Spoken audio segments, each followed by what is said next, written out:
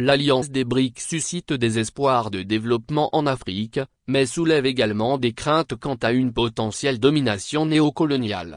L'alliance entre les pays du BRIC, Brésil, Russie, Inde, Chine, Afrique du Sud, suscite de nombreuses attentes en Afrique, mais également des doutes. Alors que le bloc attire de plus en plus de pays africains, un débat s'installe: s'agit-il d'une opportunité pour le développement du continent ou d'une nouvelle forme de domination déguisée?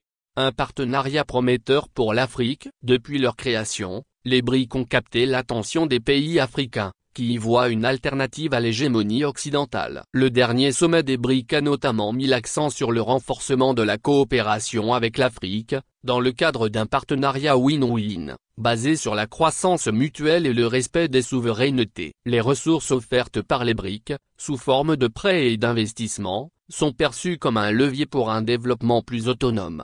Pour de nombreux acteurs politiques et civils africains, cette relation pourrait marquer la fin de la dépendance néocoloniale. La montée en puissance des BRICS représente pour eux une opportunité de diversification des partenariats économiques, loin des diktats imposés par les anciennes puissances coloniales. De plus, les BRICS partagent une histoire commune avec l'Afrique, ayant soutenu les luttes pour l'indépendance, ce qui leur confère un certain capital de sympathie sur le continent.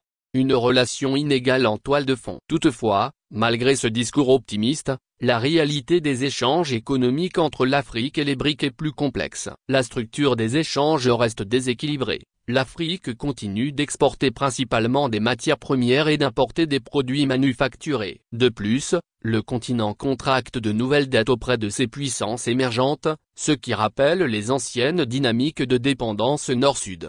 Les sceptiques soulignent que, malgré leurs promesses, les BRICS ne diffèrent pas fondamentalement des anciennes puissances coloniales. Leur stratégie vise à conquérir de nouveaux marchés et à s'assurer un accès privilégié aux ressources africaines. Derrière le masque d'un partenariat solidaire, les BRICS reproduiraient les mêmes schémas d'exploitation que leurs prédécesseurs. Un modèle de développement contesté. Sur le terrain, les projets financés par les BRICS dans les secteurs de l'agro-industrie, de l'extraction minière ou des infrastructures sont souvent critiqués pour leurs impacts sociaux et environnementaux. Des communautés locales sont dépossédées de leurs terres, tandis que des conflits socio-environnementaux se multiplient. Des accusations d'exploitation illégale des ressources africaines, notamment par les Émirats arabes unis, soulèvent des inquiétudes quant à la nature réelle de ce partenariat.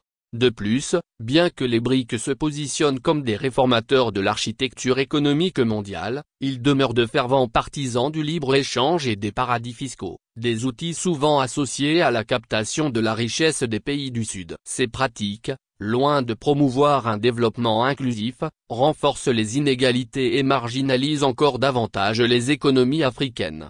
Dimitri Abozoguidi